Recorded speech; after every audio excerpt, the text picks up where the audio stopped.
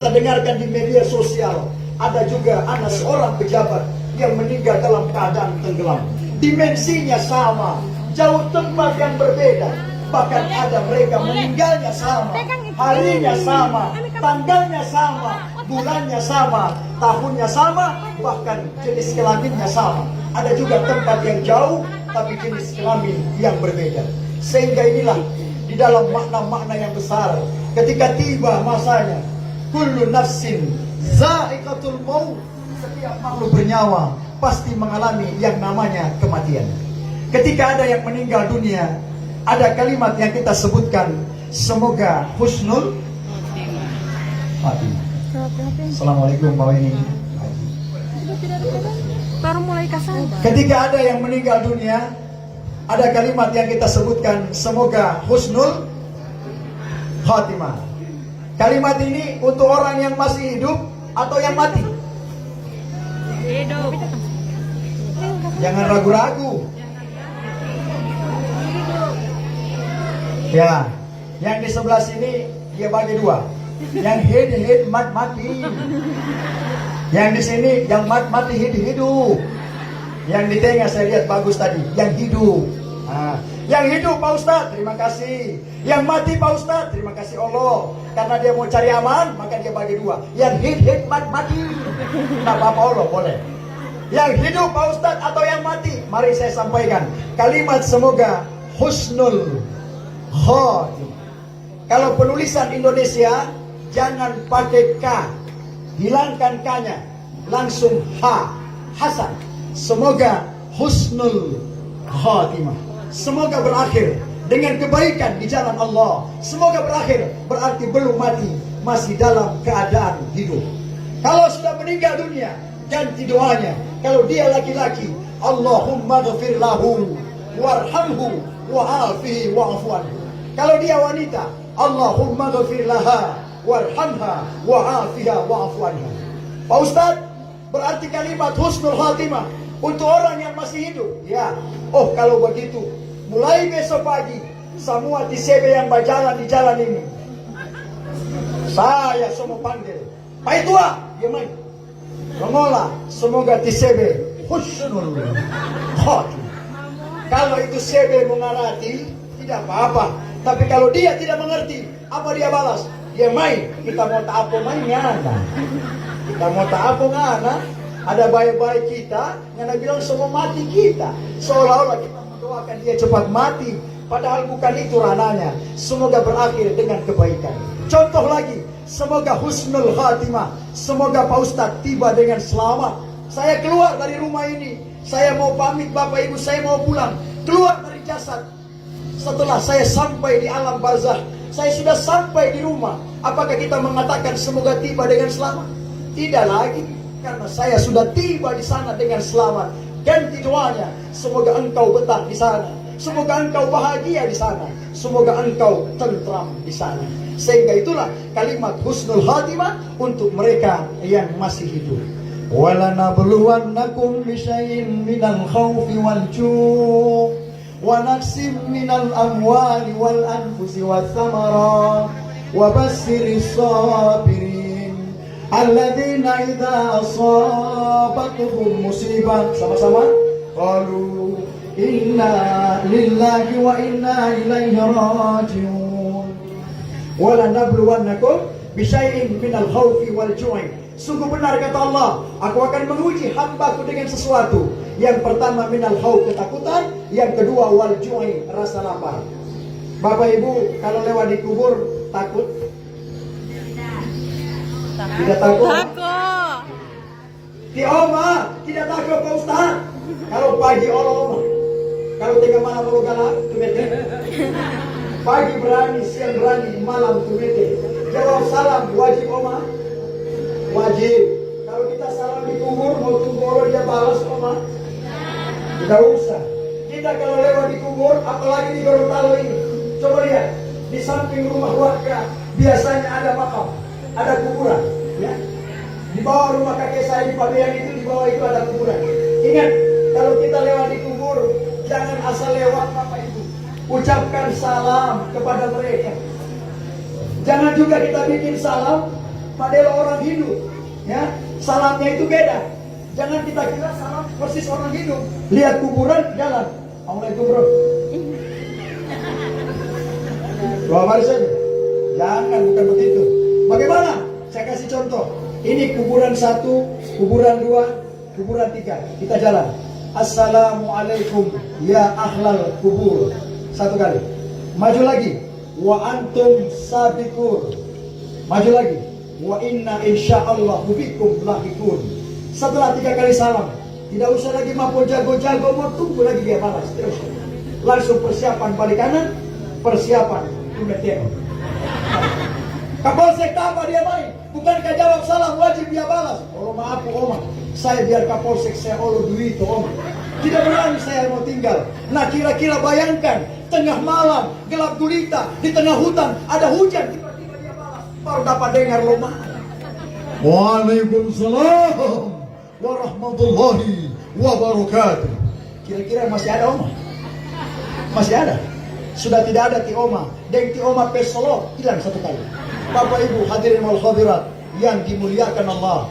Sahabat pernah bertanya, ya Rasulullah, ketika kami mengucapkan salam kepada mereka, apakah mereka mendengarkan salam kami?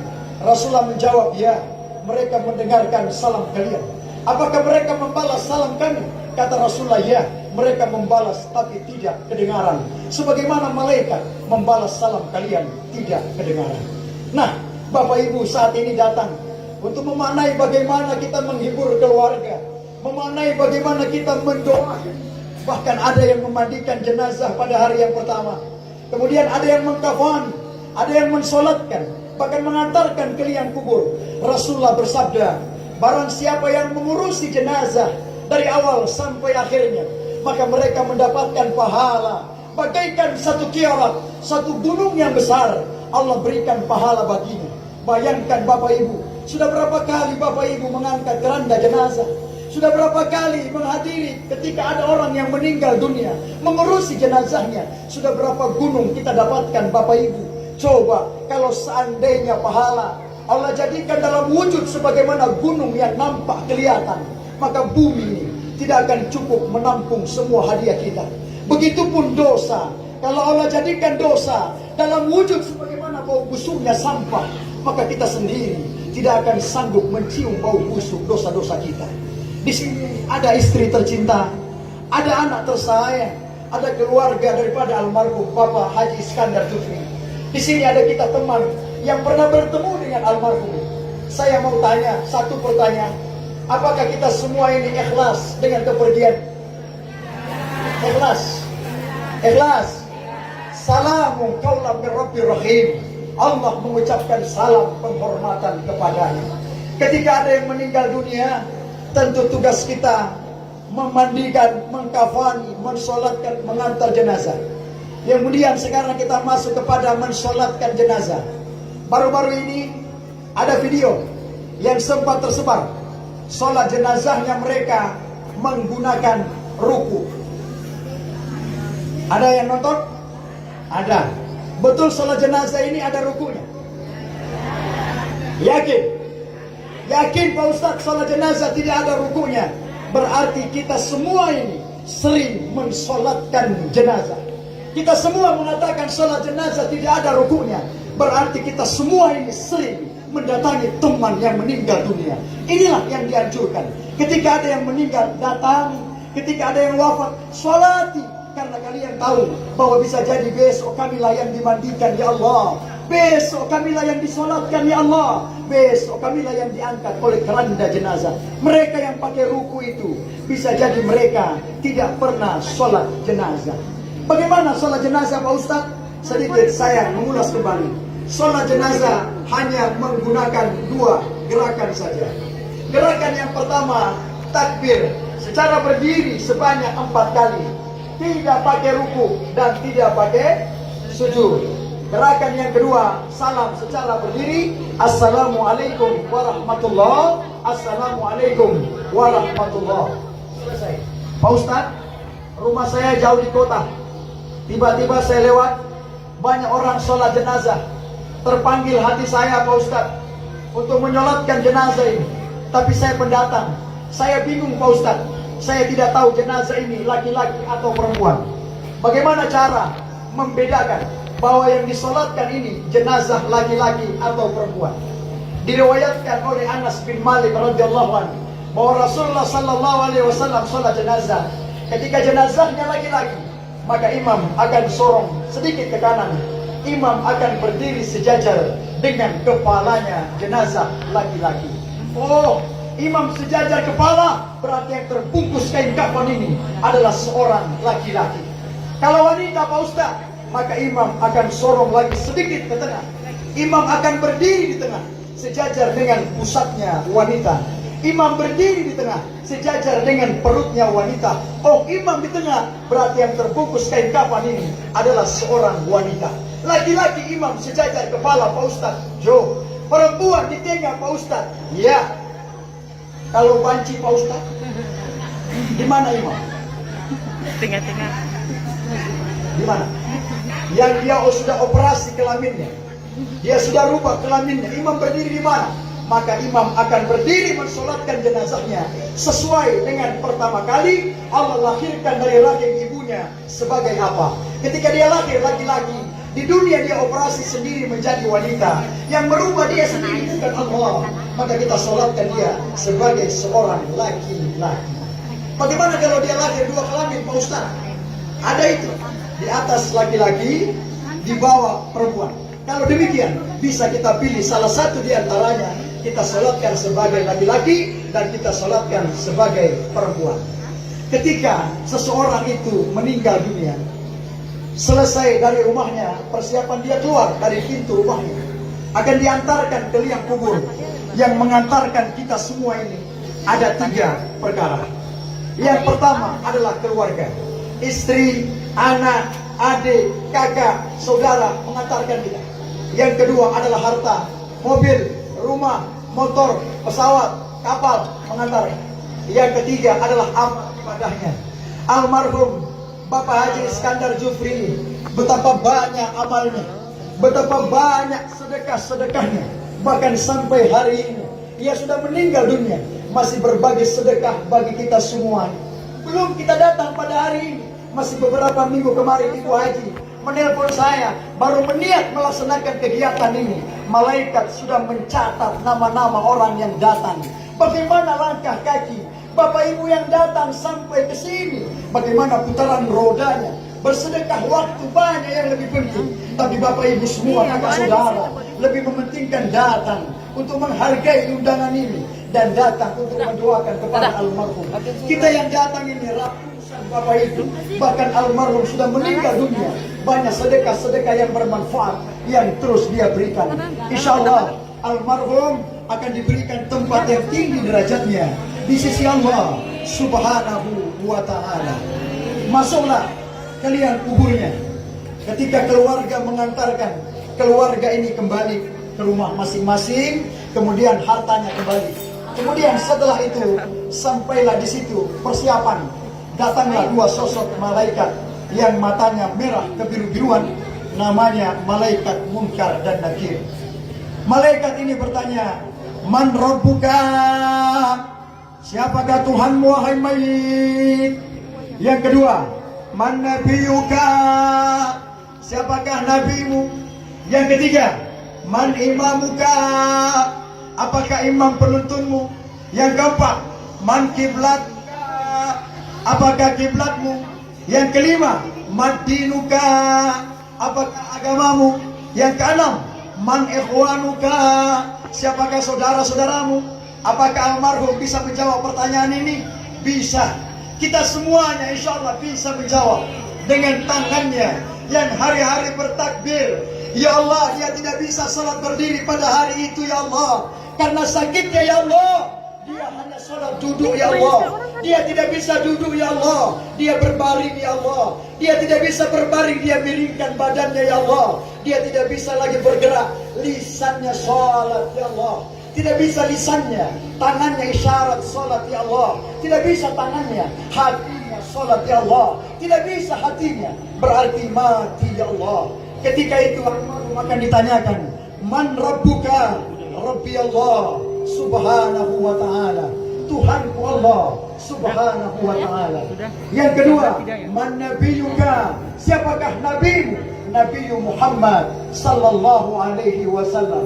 Man imamuka, apakah imam penuntunmu? Imamul Quran, Al-Quran yang almarhum bacakan, Al-Quran yang almarhum bisikkan ke telinga istri, Al-Quran yang almarhum ajarkan ke telinga anak-anak tercintai, Al-Quran yang almarhum sedekahkan, Al-Quran yang kita semua bacakan. Al-Quran ini akan memberikan syafaat baginya di alam barzakh. Makanya Al-Quran ini Bapak Ibu, jangan hanya kita pasang di dinding, tapi juga harus kita baca. Saya pernah tanya teman saya, bro, ini ayat pasang di dinding ini untuk apa? Dia bilang supaya kalau setan masuk main, dia mau dapat lihat ini ayat di dinding, mau tak lempar setan, mau pusing setan, mau tak bakar setan. Ini dari mana ini? Tidak ada dasarnya. Sehingga itu ayat Al-Quran itu jangan hanya kita pasang, kita tidak baca. Sungguh merugi kita. Bahkan saya tanya lagi dia, ini ayat di atas ini apa? Surah Kursi atau surah Yasin? Dia bilang lagi, model tulisan Arab. Pokoknya bagiku, tak putar-putar. Ya memang itu tulisan Arab. Makanya Al-Quran jangan hanya dipasang di rumah berdebu sampai meninggal. Hanya orang yang membacakan kita. Kita tidak tahu membaca Al-Quran. Makanya betapa indah kita tahu membacanya. Kita pasang juga sambil kita lihat, kita baca. Akan membawa keberkahan bagi rumah, bagi diri, dan semua keluarga, dan semua anggota sahabat keluarga. Sehingga itulah ketika di dalam makna yang besar, Imamul Quran. Man kiblatuka, apa kiblatmu? Kiblatul Ka'bah. Madinuka, ad-din Islam. Man ikhwanuka, ikhwanul muslimin. Saudaraku adalah orang-orang Islam. Ketika kita berhasil menjawab 6 pertanyaan ini, maka malaikat Munkar dan Nakir berkata, ya mayyit naum naumatal arus, tidurlah kamu sebagaimana tidurnya pengantin.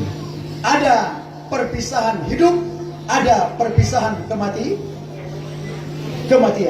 Perpisahan hidup, satu pisah, satu hidup. Perpisahan mati, suami meninggal lebih dulu atau istri lebih dulu, satu yang hidup. Ketika masih hidup, suami istri ini mengatakan sama suaminya, Pak, dimanapun Papa berada, Mama berani menemani ti Papa. Ketika suami meninggal lebih dulu, mereka berada dalam satu kamar. Tiba-tiba lampu kamar itu mati. Tiba-tiba mata suami terbuka. Apakah masih ada istrinya? Masih ada. Istrinya akan lari ketakutan, meminta pertolongan. Pak Ustaz, mata suami saya terbuka tiba-tiba. Begitupun suami ketika mengatakan kepada istrinya, Ma, dimanapun Mama berada, Papa berani menemani ti Mama. Ketika dia meninggal lebih dulu, mati lagi lampu dan mata istrinya terbuka lagi. Apakah masih ada Pak Itua? Pak Itua juga akan lari ketakutan. Apa maknanya? Semua adalah fata morgana, bersifat sementara. Ketika engkau meninggal pagi, bawalah siang, makamkan sebagaimana biasanya. Lantas apa arti suami? Apa arti istri? Apa arti anak? Semuanya adalah hiburan dari cara Allah. Allah tahu Ustaz Akmal, tidak boleh kau hidup sendiri. Aku kasih kau istri agar kau bermain di dalamnya, berhibur di dalamnya. Tak selang berapa lama kematian di depan matamu. Aku kasih lagi kau anak, aku kasih kau suami, aku kasih kalian keluarga, agar tak selang tak berapa lama kau menunggu antrian kematian di depan matamu. Tidak cukup hiburan, Allah kasih kita mainan. Kau bekerja sebagai aparat Polri, pegawai negeri sipil, nelayan, pedagang, petani. Ada rezeki di dalamnya. Kau beli rumah, kau pandang rumahmu, tidak lama kau mati. Kau pandang mobilmu, tidak lama kau mati. Itu adalah mainan yang Allah berikan agar kita tidak stres menunggu antrian kematian kapan dia datang. Contoh, kita berangkat ke Jakarta, 2 jam kita delay di Bandara Jalaluddin. Stres bukan main, menunggu antrian kapan dia datang. Tapi coba, ada warung kopi, ada handphone kita bermain, ada teman kita bercerita. 2 jam tidak akan terasa lamanya. Tibalah saatnya kita berangkat. Innalillahi wa inna ilaihi raji'un. Bapak Ibu hadirin wal hadirat yang dimuliakan Allah, ketika dalam dimensi ini, di sini saya melihat ibu-ibu banyak, bapak-bapaknya mungkin separuh. Ibu-ibu yang ada ini, pesan saya, jaga keharmonisan rumah tangga, jaga kasih sayang kepada suami, dan jangan pudar pujian-pujian kepada suami. Ketika suami datang dari luar, wahai para istri, sambutlah suami dengan kalimat yang baik. Assalamualaikum Pak, Papa sehat, Papa baik, ini kopi Pak, tidak bisa kopi, ini teh Pak, kasih ya. Dan kalau boleh sambut dengan kalimat yang baik. Kenapa demikian? Karena banyak ibu-ibu, bukan di sini, ibu-ibu yang di luar sana, ketika suaminya datang, bukan dia sambut dengan kalimat yang baik, tapi dia sambut dengan berbagai pertanyaan.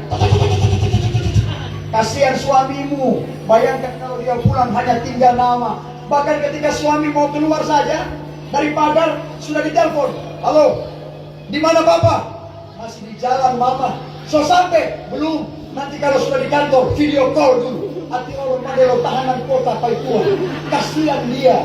Jaga keharmonisan itu sebelum Allah yang memisahkan kalian. Ibu-ibu yang ketawa, kayaknya pengalaman pribadi. Jangan ada dusta di antara kita. Ya. Ketika itu juga, ibu-ibu juga, kalau suaminya datang, pakailah pakaian yang bagus. Kadang ibu-ibu menyambut suami. Itu Aisyah, Khadijah, ketika Rasulullah datang, dia sambut pakai daster, bajunya bagus, harum. Kita kadang-kadang menyambut suami pakai daster, model tembakan salvo, bocor, semua bocor, bau asap lagi itu daster. Dia angkat lagi, dia tutup itu daster. Yang mengatakan harum ini, alhamdulillah, berkah. Tapi yang lain yang diam ini, paling dalam hatinya, dia dapat boleh Pak Ustadz Am. Nah inilah makna, mari kita jaga ini semuanya, kita saling menjaga bahwa keharmonisan itu perlu. Kapan kita memuji suami? Kapan kita memuji istri? Pujilah dia setiap saat dan setiap waktu. Karena ada juga ibu-ibu memuji suami berdasarkan tanggal muda dan tanggal tua saja. Tanggal muda laju, tanggal tua ya. Saya setiap pulang ke rumah, saya selalu memuji istri saya. Istri saya adalah seorang mualaf Cina, masuk Islam, satu keluarga. Setiap saya pulang, saya katakan istri saya, Mama, anak uhibbu ilaik. Saya sangat sayang dan cinta padamu. Ketika saya puji, saya dikasih sayur, saya rasakan sayurnya, saya katakan, Ma, sayurmu ini enak, tidak ada tandingannya. Setelah saya puji, saya masakan, saya puji masakannya, dia juga pergi lanjut memasak, saya juga pergi ke toilet, saya buang yang sedikit. Kenapa? Karena sudah pol dengan garam itu saya. Puji dulu agar mengalir pahala bagi kita. Pak Ustadz, suami saya tidak ada di sini, sehingga tidak dengar ceramahnya Ustadz. Suami ibu di mana? Ada di rumah Pak Ustadz. Sebentar pulang, panggil suaminya. Pak, dia mainan. Panggil suaminya. Nanti suaminya bilang di sana, kenapa mama ini setelah dengar ceramahnya Ustadz Akmal datang marah-marah? Tidak marah-marah Pak, tapi Ustadz itu bilang jaga keharmonisan rumah tangga sebelum Allah yang memisahkan ti papa dan ti mama. Jaga itu semuanya. Kemudian apa? Suaminya di rumah bilang bagaimana? Mama, sekarang engkau sudah berbeda. Berbeda kenapa Papa? Berbeda kenapa? Kata suaminya apa lagi? Dulu pipimu mama bagaikan biapong panggang. Dulu pipi di mama span madelo biapong. Sekarang pipi di mama madelo biapong pupus. Tapi jangan oma itu pegang pipi, bukan oma ini. Bukan. Saya bilang biapong pupus, di oma itu coba gini, kita stop. Bukan yang di sini, oma yang di luar. Ketika pujian tidak ada lagi, sebentar ibu-ibu pulang panggil suaranya, Pak, mana pujian yang dulu yang kau katakan mama kalau bersolek bergaya tidak ada tandingannya. Apa jawab suaminya lagi? Mama, Sekarang poli engkau sudah berbeda. Berbeda kenapa?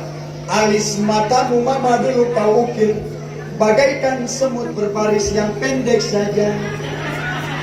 Dulu 17 masih pendek alis mata di mama ukir.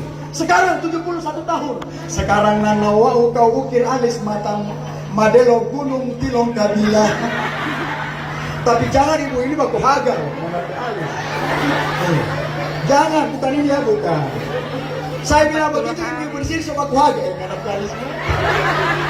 Ngana punya Ustadz Bina. Bukan. Tapi insya Allah sama. Bapak ibu umat yang dimuliakan Allah. Sehingga itulah kita perlu menjaga bagaimana hubungan yang baik. Karena tidak ada yang tahu siapa yang mendahului suami atau istri. Ketika semuanya pergi meninggalkan kita, adakah kita harus bersedih berlarut-larut? Tentu semua ada rahasia Allah. Kullu nafsin za'iqatul maut. Setiap makhluk bernyawa pasti mengalami yang namanya kematian. Almarhum Bapak Haji Iskandar Jufri telah lulus dari sekian alam. Dia lulus di alam ruhnya. Dia lulus di alam rahim ibunya. Dia lulus di alam dunianya. Dia sekarang masuk ke alam barzah. Insya Allah Allah akan menjaganya sebagaimana Allah menjaga dari sekian alam-alam yang ia lewati. Di sini ada anak-anak, ada istri, ada keluarga besar daripada almarhum. Kita doakan mereka akan diberikan ketabahan oleh Allah Subhanahu wa taala. Dan insya Allah Allah berikan berlipat ganda rezeki. Allah akan berikan berlipat ganda kesehatan. Dan insya Allah ada pesan-pesan amanah yang diteruskan oleh keluarganya. Dan insya Allah kita doakan keluarga besar ini akan senantiasa dijaga oleh Allah Subhanahu wa ta'ala. Saya tutup dengan 3 kesimpulan. Kesimpulan yang pertama, terima kasih banyak Bapak Ibu yang telah memaknai makna ini dengan makna kebersamaan, bagaimana kita berbagi rasa, berbagi doa pada akhirnya nantinya. Ketika saya tutup dengan doa, tolong aminkan doa saya. Secara keras boleh, secara kecil juga boleh. Mengapa saya minta aminkan? Di samping saya ada tokoh-tokoh pejabat, ada para ulama. Jangan kau remehkan doa dari tukang bentor biasa. Jangan kau remehkan doa dari imam masjid biasa. Jangan, karena tidak ada yang tahu. Bisa jadi amin yang keluar dari kita. Wa ni'matan fil kubur, amin. Wa salamatan fil kubur, amin. Allahumma ghafir lahu warhamhu wa'afihi wa'fu anhu. Allahumma la tahrimna ajrahu wa la taftinna ba'dahu wa akrim nuzulahu wa wasim mudkhalahu waghfir lana wa lahu. Rabbi ighfir lana wa liwalidayna warhamhuma kama rabbawna shighara. Allahumma ya Allah maqbul du'ana, amin. Sami'na du'ana, amin. برحمتنا في مجلسنا هذا آمين. ربنا آتنا في الدنيا حسنة وفي الآخرة حسنة وقنا عذاب النار. سبحان ربك رب العزة عما يصفون وسلام على المرسلين والحمد لله رب العالمين. Saya tutup dengan satu doa lagi, doa keberkahan Al-Quran. Insya Allah Al-Quran yang kita semua pernah baca, insya Allah Al-Quran akan memberikan syafaat bagi kita semuanya. Mari ikuti saya, kita bacakan secara bersama-sama doa keberkahan Al-Quran. Allahumma arhamna bil Quran. Sama-sama. Waj'al lana imam.